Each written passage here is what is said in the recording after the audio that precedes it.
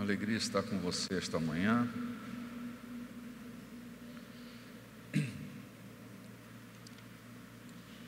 Este encontro nosso, no domingo da manhã, ele tem uma finalidade extremamente importante, que é a finalidade de nos afinar,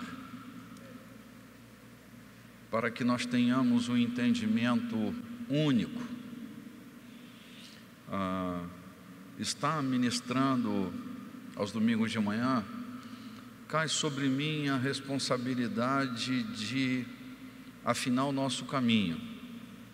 Então, a doutrina sobre a qual estamos nos movendo, ela está sendo plantada todo domingo de manhã.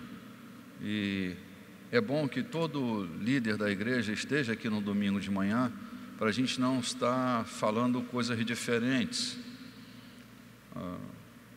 Quero aproveitar aqui a ausência da minha esposa. Ela está febril, não está bem desde sexta-feira, por isso ela está ausente hoje de manhã. Ela está com febre e não está presente no culto desta manhã.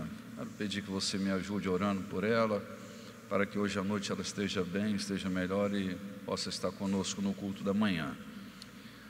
Eu quero começar hoje o capítulo 5 da segunda carta de São Paulo aos Coríntios, logo no versículo 1. É impressionante para mim como Paulo trata da morte nesse capítulo de uma maneira tão grandiosa. Eu, quando acabo de ler esse texto, e toda vez que eu leio esse texto, mais me dá vontade de morrer do que de viver. Porque Paulo trata com tanta lucidez, com tanta claridade a realidade da morte, que para nós a doutrina cristã não é uma doutrina baseada na dor da perda, mas na glória de entrarmos numa nova dimensão. E como nós estamos equivocados quando nós entramos na dimensão do drama com a morte e não na grande celebração. Parece que a doutrina não tem muito efeito sobre nossa vida emocional em determinado momento, porque a morte, para a maioria das pessoas que eu conheço, é uma tragédia, não uma promoção e uma glória. E Paulo vai dar um brilho todo especial nessa questão da morte. Olha o que diz o capítulo 5, versículo 1. De fato, nós sabemos que quando for destruído este tabernáculo em que vivemos, que é o nosso corpo aqui na terra, Deus nos dará para morarmos nela uma casa no céu. Essa casa não foi feita por mãos humanas, foi Deus quem a fez, e ela durará para sempre. Só quero sublinhar aqui sobre essa questão da tensão da morte. Olha o que diz Paulo: que nós não somos destruídos com a morte. A morte termina com este tabernáculo terrestre, mas nos remete a um tabernáculo eterno. A vida está no corpo, mas o corpo não é a vida. O corpo é usado pela vida para manifestar-se ao mundo, porque somos da terra, temos um tabernáculo terrestre. Assumimos a forma humana para lidarmos com as questões deste planeta, mas nós não somos daqui. Nós estamos aqui, mas nós não somos daqui. Na visão de São Paulo, o que estamos fazendo aqui é passando por uma transitoriedade. Portanto, para expressarmos-nos na terra, é como os anjos, que para se comunicarem com a terra, assumem uma forma terrena. Por isso, em algum texto bíblico, você vai encontrar lá que um homem apareceu para Gideão, um homem apareceu para Jacó. Alguns chamam de anjo, porque era um anjo assumindo a forma humana para se comunicar com os humanos. Nós estamos assumindo este tabernáculo, essa barraca, essa tenda que é o nosso corpo, porque nós estamos aqui na terra, e aqui nós vivemos com um corpo terreno, mas nós não temos um corpo terreno. O nosso corpo, o que somos de verdade, é eterno. E quando nós deixarmos a finitude da vida, nós vamos assumir um tabernáculo eterno.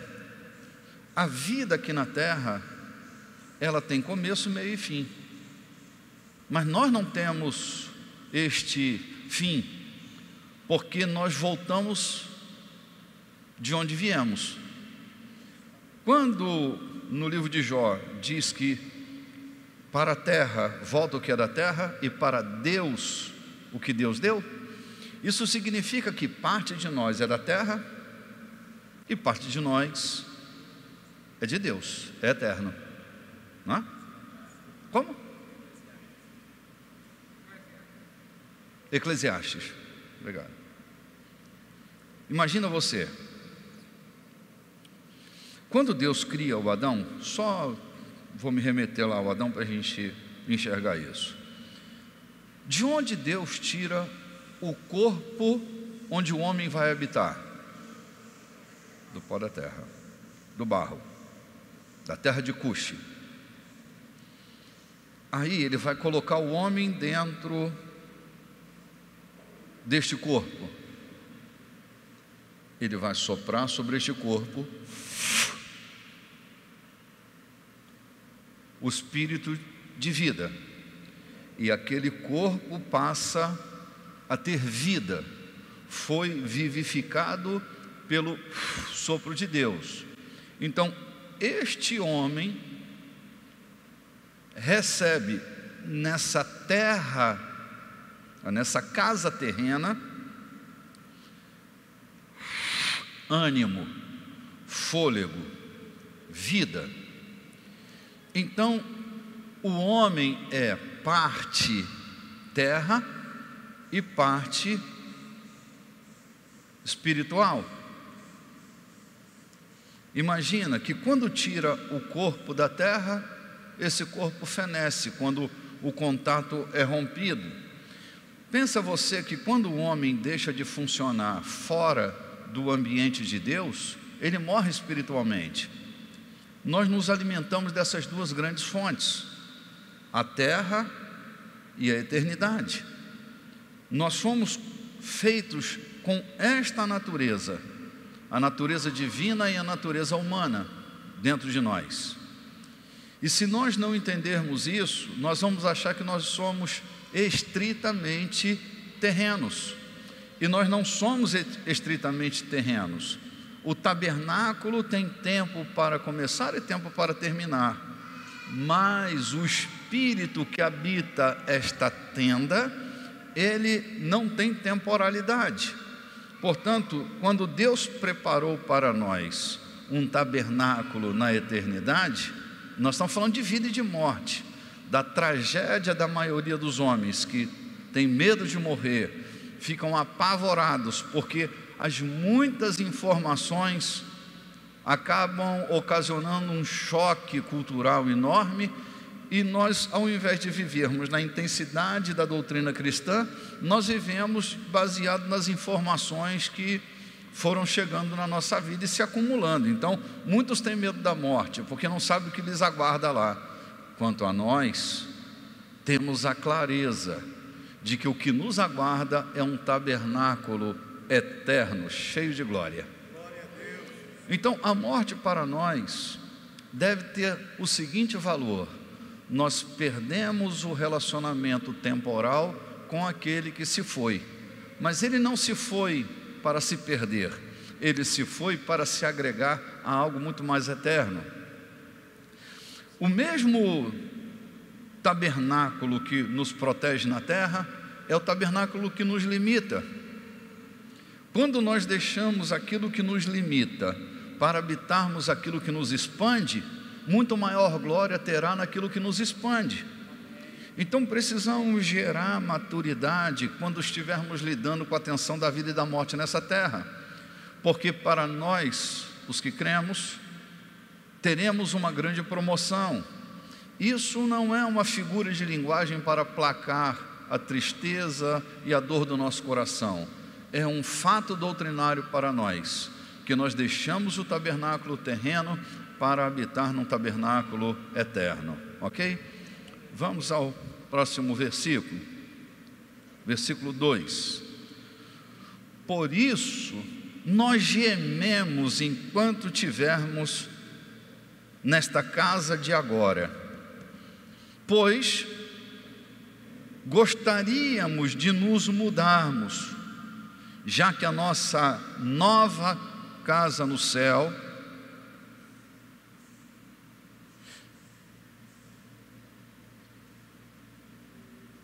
só um instantinho, eu estou com 4 versões aqui na minha Bíblia, às vezes eu me perco, desculpe aí.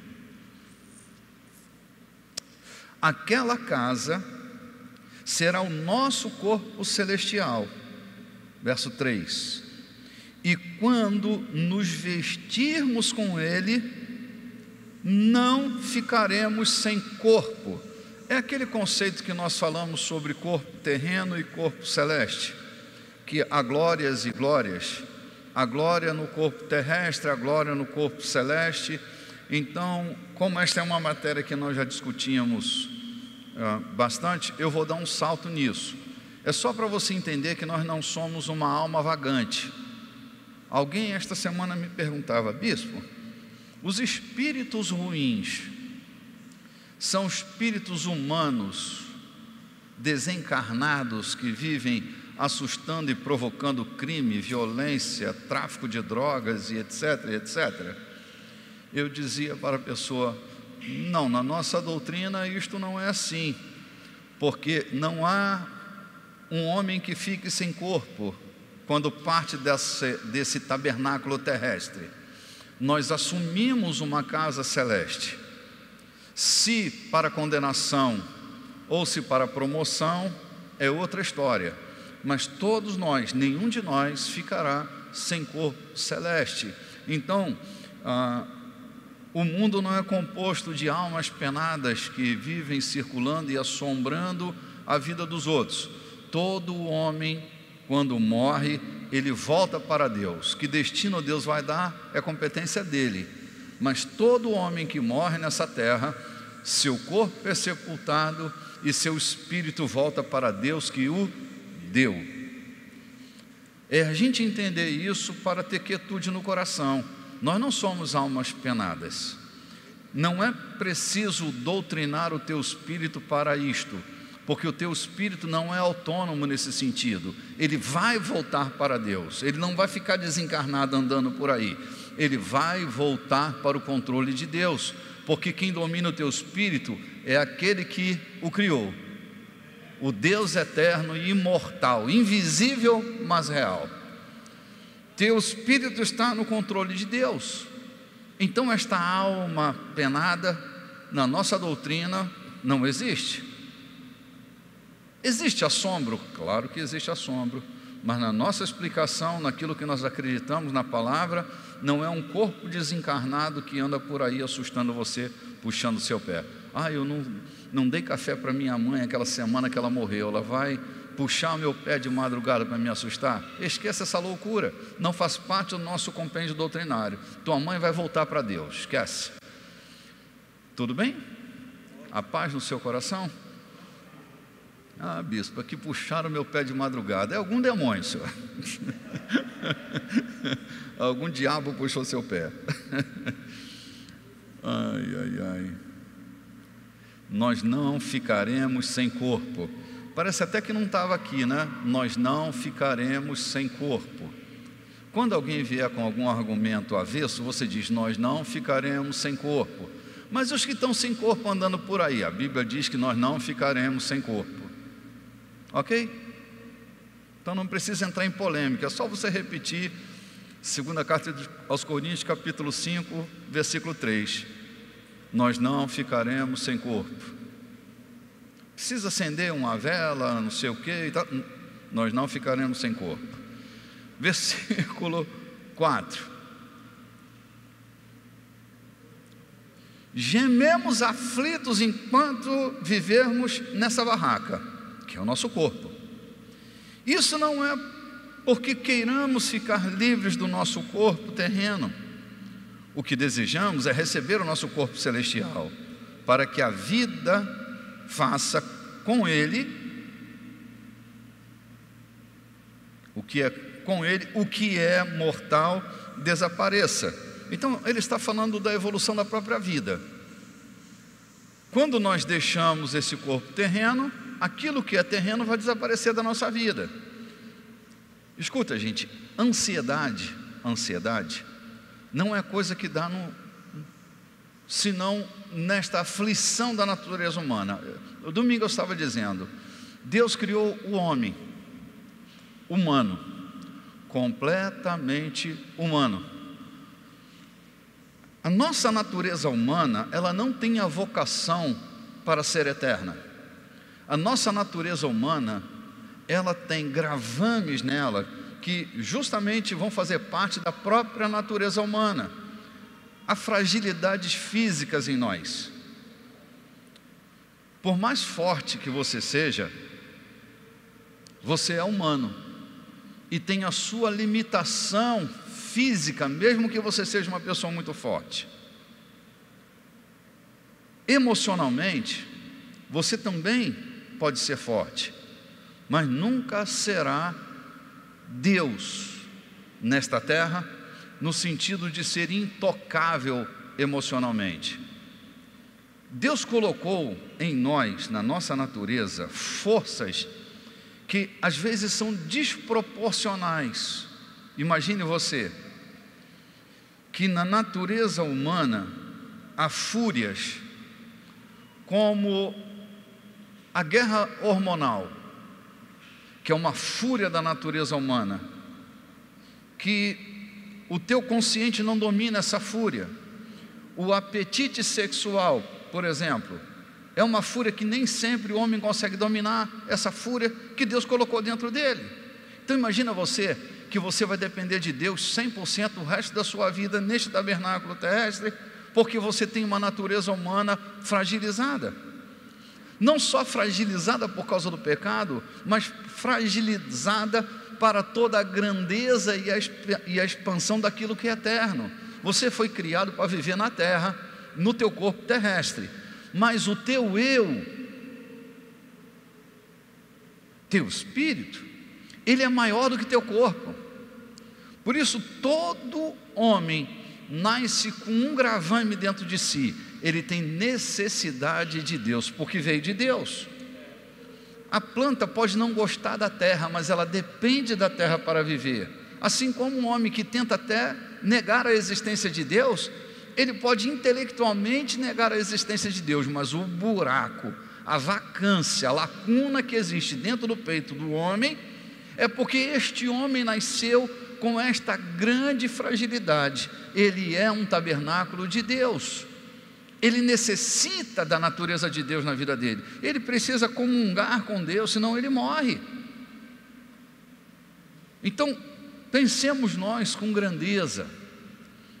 O tempo em que tivermos aqui na terra, sejamos intensos como pessoas terrenas. Vivamos com toda a responsabilidade como criaturas terrenas. Amemos intensamente, vivamos intensamente, porque haverá um momento em que Deus nos chamará para a nossa promoção, para o nosso novo nível, e vocês precisam estar preparados para voltar, porque de lá você veio. Só pensemos numa coisa que eu também desejo sublinhar hoje.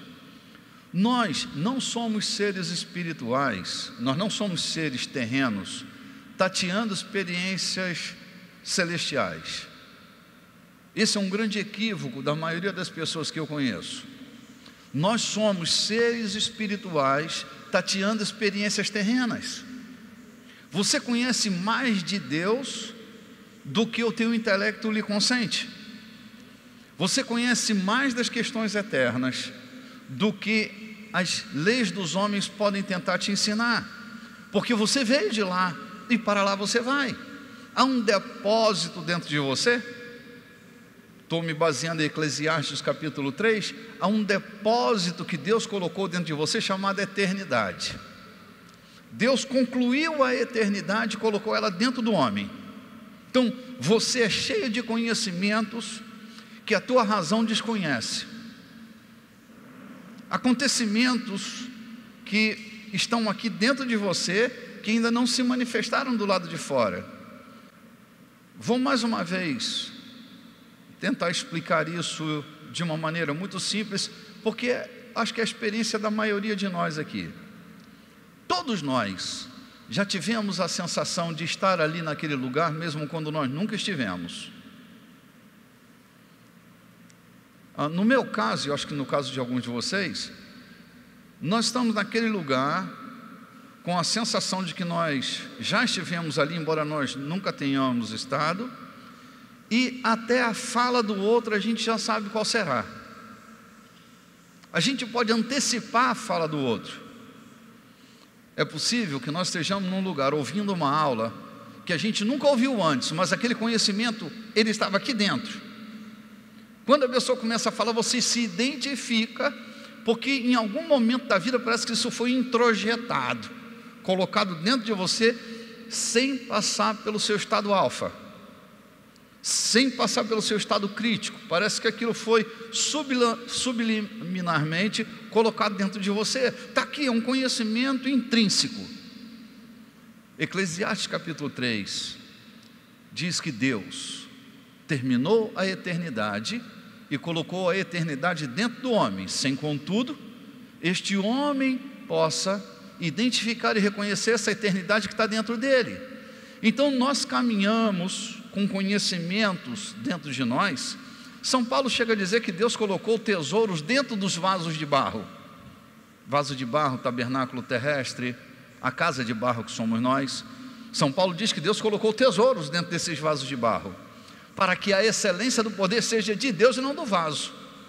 Então o conhecimento que tem dentro de você, que eu chamo de conhecimento do depósito, daquilo que Deus depositou dentro de nós, que vai além da nossa consciência, que está nas regiões abissais do nosso ser, que não está dentro da região da consciência, não é um conhecimento adquirido pela leitura, por ter visto, assistido alguma coisa, é um conhecimento inerente, está aqui dentro de você, ele salta em determinados momentos da sua vida.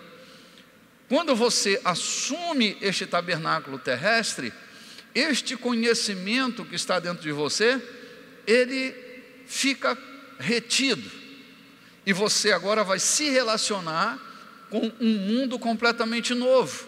Você nunca viveu na terra, e agora está tateando essa experiência terrena, mas dentro de você tem um depósito silencioso. É como a rocha de Meribá, que tinha água dentro dela, assim, contudo as pessoas não perceberem que lá dentro de Meribá tinha água dentro daquela rocha. Você é um depósito de conhecimento. Deus colocou dentro de você saberes que os outros desconhecem. Está dentro de você.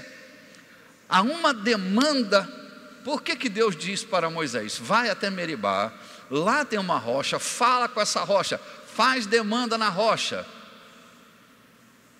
Moisés ia ficar meio que ridículo falando com uma pedra, mas Deus diz: fale com essa pedra, faça demanda nela, porque eu coloquei dentro daquela rocha uma água que ninguém nunca bebeu. Dentro de nós há conhecimento que ninguém nunca tocou ainda. Salomão diz nesse texto de Eclesiastes 3, que tudo que há de ser já foi. Tudo que há de ser já foi. Por quê? Porque a eternidade não é um tempo. A eternidade não é um espaço temporal. Conceituar eternidade é entrar num território que nós não dominamos, porque nós somos terrenos. A terra foi criada, a terra passa por tempo, a terra se movimenta por rotação, translação, a terra tem temporalidade, mas o que é eterno não tem temporalidade, não tem começo nem fim. Nós viemos daqui, onde não há começo nem fim. Então tudo o que há de ser já foi nesse espaço que não é temporal. Então todo conhecimento aqui na terra está dentro de você. Por que as pessoas não têm acesso a riquezas e grandezas? Porque elas se relacionam superficialmente com os processos da terra. Queridos, olhemos para nós, não vamos olhar para os outros, olhemos para nós. Deixa eu olhar para dentro de mim. Quanto tempo eu perdi na minha vida discutindo coisas desse tamanho, me desgastando com problemas desse tamanho, criando confusão por causa de coisa nenhuma, e foram anos gastos, com confusão, tentando me defender, lutando, brigando, tentando dominar, ao invés de liberar o tesouro. Quanto tempo nós tentamos descobrir o que está do lado de fora e muito pouco está do lado de dentro? Quanto tempo nós gastamos tateando a experiência terrena e investindo muito pouco na experiência eterna? Quantas vezes nós paramos para meditar, para arrancar do lado de dentro alguma coisa? O maior tesouro que Deus colocou dentro de você foi Deus, Ele está dentro de você. E toda vez que a gente ora para o alto, como se Deus estivesse fora da tua experiência. Toda vez que a gente se move diante de um drama, a gente tem que olhar para um Deus que está longe de nós e não que está dentro de nós. Não foi esse o grande drama de Moisés? Quando vai atravessar, olha, Moisés tem uma palavra de Deus. A palavra de Deus para Moisés é: você vai levar esse povo até a terra prometida. Se Deus dá uma visão, Ele também dá a provisão. Aí Moisés sai com um cajado na mão e encontra o mar. O que Moisés vai fazer? O que um homem, um humano, aquele que está possuído pela força do tabernáculo terrestre, vai fazer. Ele vai clamar a Deus. Moisés fez certo ou fez errado? O que tu acha? Tá, não acha nada, tudo bem, está com medo de achar. Moisés diz: Senhor, o que faço eu agora? Ali estão os egípcios, aqui está o mar. Se ficar, o bicho pega, se correr, o bicho come. Foi Moisés que inventou essa história. Que faço agora, Senhor? O que eu faço? Lá estão os egípcios, aqui está o mar. Lembra da resposta de Deus para Moisés? Moisés, por que clamas a mim? A pergunta de Deus é retórica, porque não precisa de resposta para nós, né? Moisés precisava ter clamado a Deus? Moisés precisava ter agido como se Deus fosse sobre a terra. Na maior parte das vezes, que no meio do seu drama, Deus se fizer silencioso, isso precisa ter uma imagem representativa para você. Neste momento, Deus quer que eu haja como Ele sobre a terra. Maturidade. O silêncio de Deus equivale à sua maturidade. Quanto mais silencioso Deus se tornar na sua vida, mais maduro você está se tornando. Estou te dando uma chave para a tua vida. Ao invés de você ficar esperneando na beira do mar, dizendo: Senhor, o mar não se abre, e agora o que vai ser? O Senhor diz: por que tu está falando comigo? Já não te dei uma ordem. A não ser que você não esteja em missão na vida, a não ser que você está vivendo pelo teu umbigo e não pela palavra de Deus. Mas se você está em missão, o dono da missão já providenciou todo o recurso do seu caminho. Se você estiver fora da missão, você está em apuros, aí tem que clamar mesmo. Mas todo homem que está em missão não precisa clamar ao Senhor dos Exércitos, porque Ele já enviou todo o recurso necessário. Ele diz: o que tu tem na tua mão, Moisés? Um cajado, um pedaço de pau, que na mão de Moisés é só um pedaço de pau, mas debaixo da ordem do autor, aquele cajado representa a mão de Deus na história de Moisés. Ele coloca aquele cajado e o mar se abre, porque isto fazia parte da história. Moisés carregava a solução dentro dele, e naquele ato de crise, ao invés dele agir pelo depósito, ele age pela consciência humana. Tudo bem até aqui, gente? Imagine você que seu maior tesouro, a maior riqueza da terra, não está no espaço sideral, está dentro dos homens. O nosso futuro não está nas estrelas, o nosso futuro está dentro de nós. Mas nós exploramos muito pouco o que está dentro de nós. Voltaire dizia que nenhum problema suporta a uma mente que pensa constantemente. Sabe o que é pensar? É mergulhar, é fazer um endorcismo, é conhecer-se por dentro. Normalmente nós queremos exorcizar as coisas de nós e muito pouco endorcizar. É neste mergulho para dentro que as grandes soluções para este planeta são descobertas. Quando sua mente começa a pensar, insistentemente pensar na resolução de um problema, esse problema começa a tremer. Porque ele sabe que a solução está dentro de você. Qual o problema? Qualquer um. Qualquer um. O problema do teu relacionamento com tua mulher, com teu marido, com tua família, o problema da faculdade, o problema do emprego, o problema do desemprego, estes problemas não suportam uma mente que pensa, porque uma mente que pensa constantemente é uma mente que está buscando dentro de si, no tesouro que Deus colocou, a grande saída para aquela situação determinada. Oh meu Deus, como é que eu vou dizer isso sem cometer um sacrilégio?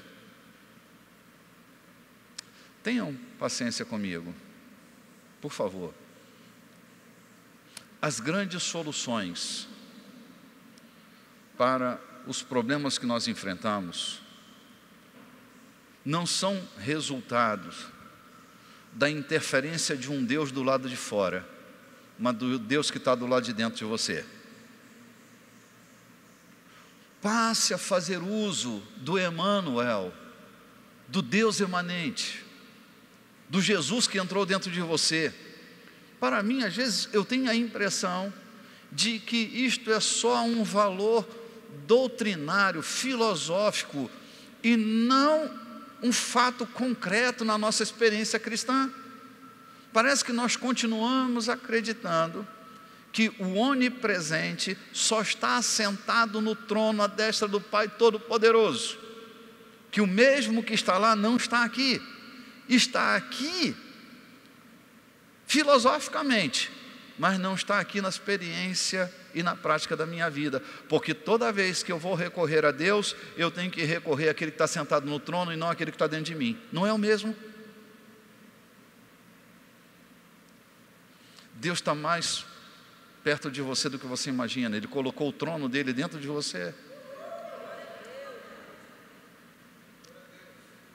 Quando o apóstolo diz, perto está o Senhor, eu diria, muito mais perto está o Senhor. Eu até diria que Ele não está perto, Ele está dentro. Parece que, para mim, que foi com essa ênfase que o apóstolo diz, perto está o Senhor. Porque mais do que perto, o Senhor está dentro. Por isso você pode todas as coisas. Qualquer coisa você pode. Porque você tem um Deus dentro de você. Eu não preciso buscar uma identificação do lado de fora. Eu coloquei uma cruz sem nada pendurado nela aqui, porque eu não sei como colocar, para mim, o símbolo mais perfeito do cristianismo, que é uma cova vazia. Eu não sei como botar aqui uma cova vazia. Uma vez a pastora desenhou, foi até um quadro lá na igreja que foi leiloado, né? A pastora pintou um túmulo vazio. Mas eu não sei como retratar um túmulo vazio. Talvez um buraco arrombado aqui na parede. Porque se há uma experiência que marca a nossa vida, é a experiência do ressurreto.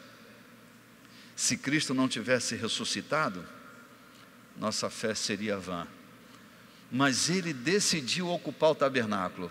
Lembram da máxima bíblica que Deus não habita em tendas feitas por mãos humanas?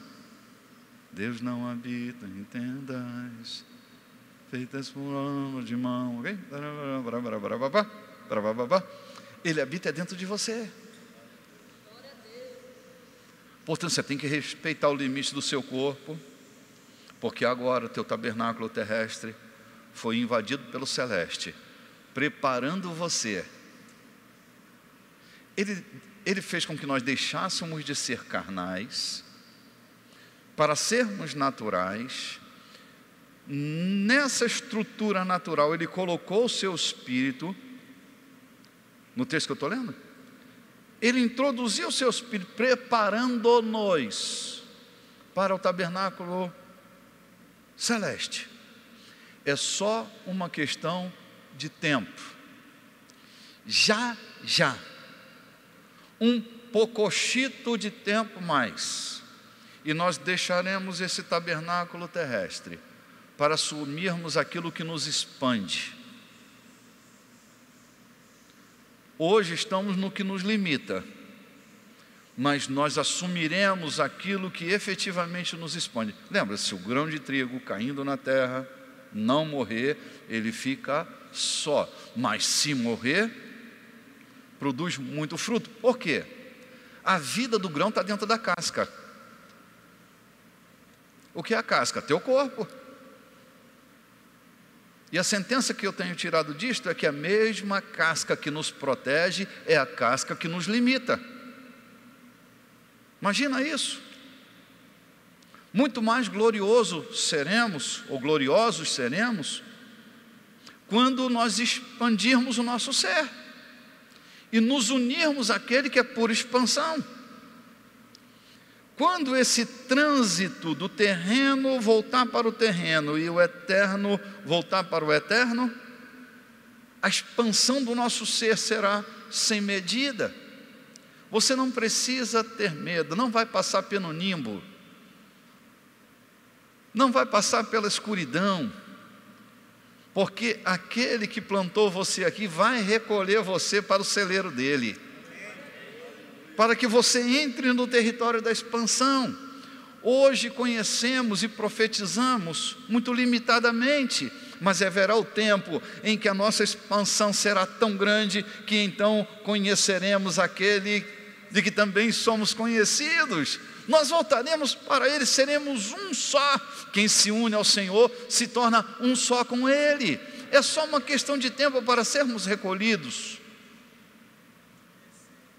Isso não é loucura ou piração, porque você só conhece em parte, porque o depósito que Deus colocou em você, Ele deu uma encerrada e deixa você em parte conhecer. A profecia, eis que eu, Senhor teu Deus, profecia. O que é a profecia? A profecia é uma concessão que Deus dá ao homem de ir no futuro e voltar, sem sair do lugar. O que é a profecia? Uma projeção do futuro. Deus dá ao homem um dom, uma capacidade sobrenatural deste homem conhecer o futuro. Estou falando de 1 Coríntios 13. Ele vai ao futuro, extrai do futuro uma história que ainda não foi vivida, porque seu tabernáculo foi invadido pelo futuro. O conhecimento do futuro está dentro desse profeta. Por isso são chamados de oráculos. Por que são oráculos? Porque os oráculos têm conhecimento do futuro. São sensíveis, são dons especiais de pessoas sensíveis que transitam entre o presente e o futuro sem gerar drama para elas. Elas trazem a história do futuro para o presente. Estamos falando sério, né, gente? Vocês estão me fazendo entender? Eu suplico a Deus que eu seja um facilitador do entendimento, mas às vezes eu acho que eu dificulto. Estou dificultando alguma coisa para você? Estou trazendo clareza? Meu irmão, a esperança de Deus é que eu e você tornemos-nos oráculos. que os nossos amigos desbussolados, desorientados, desorganizados em si mesmos, ao tocar em nós, receba de nós a palavra da orientação, a palavra que põe ordem na vida, a palavra de conhecimento, de revelação, de ciência, que organiza a vida do desorganizado. Como é que isso vai acontecer? Mergulhe para dentro, pelo amor de Deus. Busque conhecer o tesouro que está dentro de você. Isto é resultado de uma relação, não de uma liturgia. Às vezes eu penso, cara, eu acho que as pessoas acham que só vão ter revelação de Deus se subir na montanha. Pelo amor de Deus, suba na montanha, tantas vezes quantas forem necessárias, leve meu nome, ore por mim lá em cima da montanha, mas não é isso que faz você conhecer Deus, é essa atitude de desprendimento que você tem ao subir a montanha. Não é subir e descer, não é jejuar ou deixar de jejuar. Ah, bispo, então eu não devo jejuar? Não deve, bicho, você achar que tem, por favor, faça isso. Se isso vai manter você mais sensível, busque as formas que você vai ficar mais sensível a Deus. Se jejuando você fica mais sensível, se destronando o glutão que há em ti, tu consegues manter uma relação de maior afinação, pelo amor de Deus, jejue. Mas mergulhe para dentro, aprenda a fazer endorcismo, a não fugir dos dramas que você tem, mas de encará-los, mergulhando profundamente. Sabe qual foi o dia que eu descobri que eu era maior do que o pecado que habitava na minha carne? O dia que eu mergulhei para dentro e descobri que o vitorioso habita dentro de mim. Lendo Romanos capítulo 6, 7, 8, eu descobri que ele quebrou os grilhões da lei do pecado na minha vida. Então foi um mergulho para dentro. Não foi uma relação religiosa com a palavra, foi uma relação visceral com a palavra. A palavra para mim se tornou vida naquele dia, e eu descobri, meu Deus, eu sou maior do que a lei do pecado que habita em mim, porque o vitorioso agora habita dentro de mim. Eu me torno refém daquele que eu me submeto, se do pecado para a morte ou da justiça para a vida. Então a escolha é minha, se eu me submeto a esse regime ou me submeto a esse regime. Esta relação de fecundação da palavra com o meu espírito gerou um conhecimento que não entrou aqui, ele saiu daqui. Compreende a diferença? Os processos da intelectualização e os processos da revelação são dois processos distintos, podem até acontecer concomitantemente, mas um é o conhecimento que sai daqui e o outro o conhecimento que sai daqui. Sim, este rio de água viva que flui do seu interior, é que aqui dentro tem um rio, você não vê, mas está aí. Ele é assim como os rios subterrâneos, que eles existem, estão ali circulando quilômetros e quilômetros por baixo da terra, ninguém vê. Dentro de você tem uma fonte que jorra para a vida eterna, ninguém vê, mas está aí. Ninguém vê, mas está aí. Se você fizer demanda, a água vai borbulhar. Sabe, gente, é como aquela fonte que Abraão desenhou os mapas lá, né? Isaac herda os mapas de Abraão, e num determinado momento ele vai furar um poço que tem água lá dentro, mas foi entulhado. A verdade, bicho, é que tem tanta coisa que é entulhada. Vem aqui, ó, vai entrando e vai entulhando, impedindo-nos de ter acesso às grandes riquezas. As grandes soluções para esse planeta estão dentro de você. A saída para o Maranhão não está no aeroporto, nem nas malhas viárias. A saída para o Maranhão não está no porto de Itaqui. A saída para o Maranhão não está na malha ferroviária desse estado. A saída para o Maranhão está dentro de você.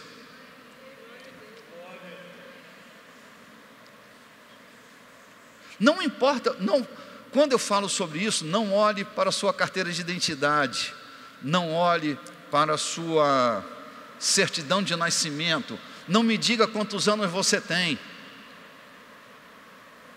Não olhe para o limite deste tabernáculo, porque quando Deus quer usar um tabernáculo, Ele não olha para a idade, Ele olha para a sensibilidade e para o conteúdo. Deus colocou riquezas dentro de você. Então não tenha medo. Você sempre será mais caro do que pagam a você no final do mês. O teu valor não é mensurado pelo teu contra-cheque. O teu valor não foi comprado por ouro ou prata, porque você vale muito mais do que ouro e prata. O preço que foi pago pela sua vida é assim: nós sempre valemos o que, assim, um produto vale o que pagam por ele. Então, pelo amor de Deus, pense comigo. Nós não valemos por quanto pesamos, ok? Senão alguns estariam em desvantagem, outros em alguma vantagem. Nós não valemos por quanto pesamos, nós valemos o que somos. Por que Deus não nos resgatou com o preço de ouro ou prata? Porque nós valemos o preço que foi pago por nós. Que preço que foi pago por nós? Você equivale, diga equivale. Eu equivalho ao preço que foi pago por mim. Agora pense no preço que foi pago por você.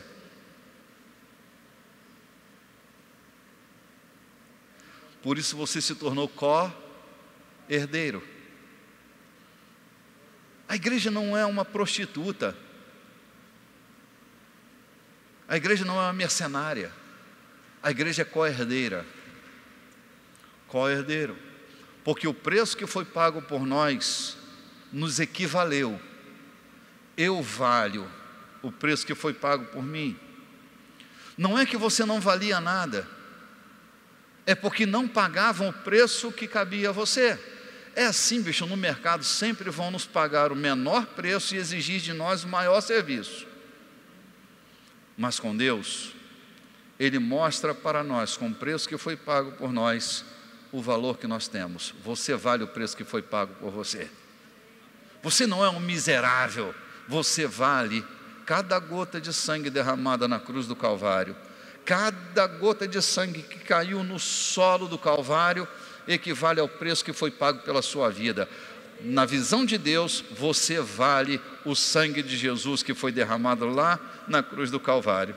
Portanto, não dá para traí-lo, não dá para negá-lo, porque Ele pegou aquilo que não dava um valor e colocou lá em cima.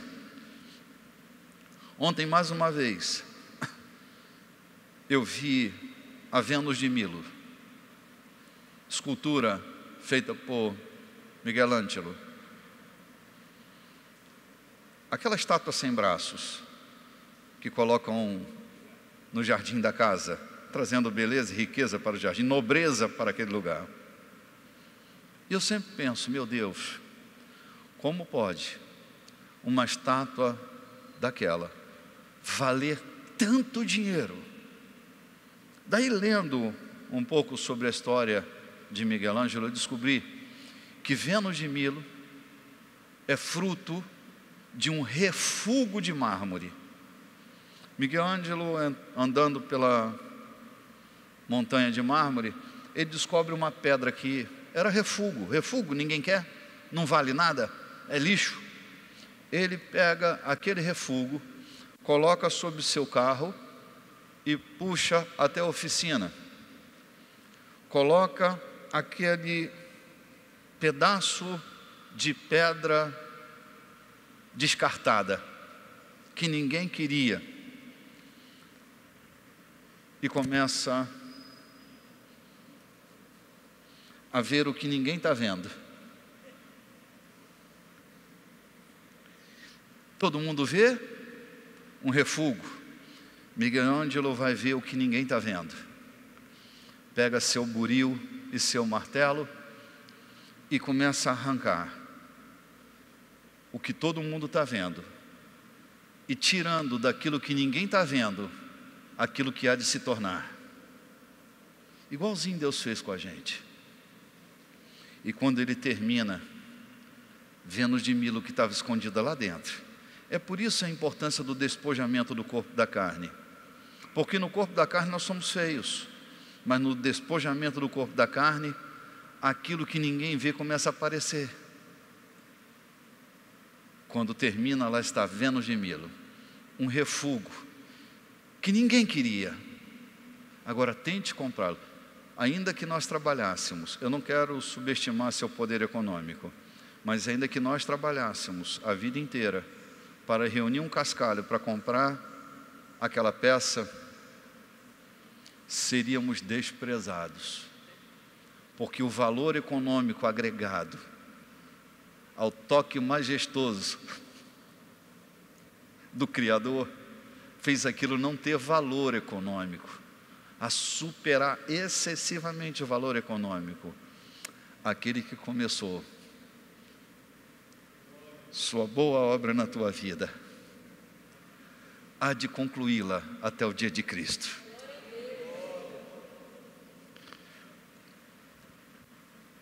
O tabernáculo terrestre é limitado demais para conter o que é tão glorioso. Então Ele nos tirará deste corpo terreno e nos colocará no corpo celeste. Você nasceu para ter um corpo celeste, porque o corpo celeste convive harmoniosamente com tua natureza, expandida e gloriosa. Mas o teu corpo terrestre é limitado demais para isso.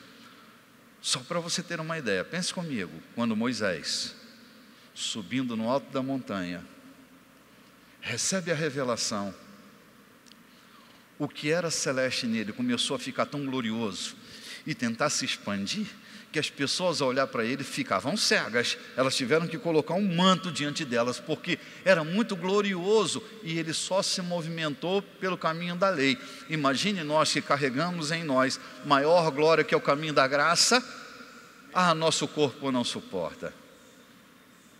Então temos que entrar no que é eterno, para convivermos com os eternos. Oh meu Deus, a hora que estou começando a esquentar é hora de terminar. Um dia nós nos veremos livres do relógio. Eu estava em Nassau e nosso guia nos disse: gente, acelera o café, porque o culto vai começar às 8 horas da manhã.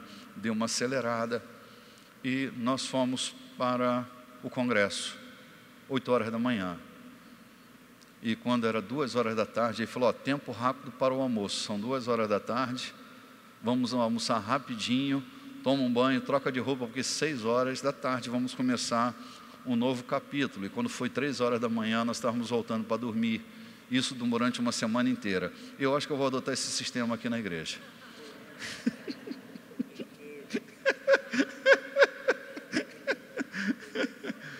Querido, é tão bom a gente se mover naquilo que é eterno, que a gente perde o tempo. Eu perdi minha hora aqui, olha a hora que é. Já me perdi no tempo, desculpe, viu? Mas é que quando eu começo a falar dessas coisas, eu fico pirado, minha cabeça não suporta, né? E meu corpo é que sofre com isso. Foi bom demais estar com você. Sei que esta manhã há um número grande de pessoas nos assistindo pela internet, a todos vocês que estão conectados conosco por este veículo majestoso.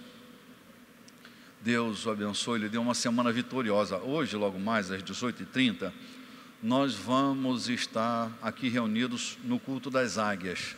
Se eu fosse você, eu não perderia. Nós estamos num seriado que acho que vai durar ao todo deve durar umas 10 semanas aproximadamente. Nós estamos na metade disso, mas você não pode perder. É um conhecimento enriquecedor que vai mudar a sua maneira de pensar, de agir. Será um tempo de glória para nós. Então, prepare o seu coração para o culto deste final de tarde. Aqui, horário São Luís, 18h30. Para a região sudeste, 19h30. Então, estaremos reunidos aqui. Desejo a você graça e paz. Vamos nos encontrar na próxima oportunidade. O Senhor te abençoe e te guarde. Muito bem, gente.